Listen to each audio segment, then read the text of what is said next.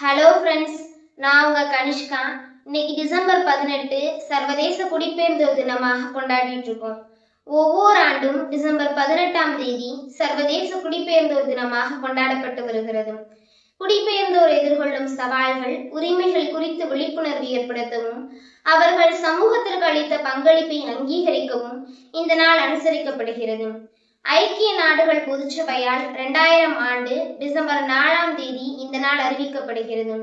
குடிபெயர்ந்தோரின் உரிமைகள், அவர்களின் ஆரோக்கியம் மற்றும் அவர்கள் சமூகத்திற்கு அளித்த பங்களிப்பை கொண்டாடுதல் ஆகியவையே இவற்றின் நோக்கமாகும்.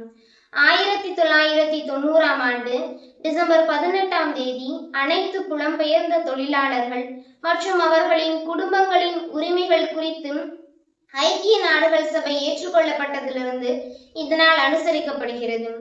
புலம்பெயர்ந்தோர் தங்கள் சொந்த நாடுகளிலிருந்து வெளியேறி புதிய இடங்களுக்கு சென்று தங்களது திறமைகளையும் முயற்சிகளையும் மேற்கொள்கிறார்கள். இவர்கள் சமூக, பொருளாதார மற்றும் கலாச்சார வளர்ச்சிக்கு பெரிதும் உதவுகிறார்கள். புதிய தொழில்களை உருவாக்குகிறார்கள், பன்முகத்தன்மையை வளர்க்கிறார்கள். நன்றி.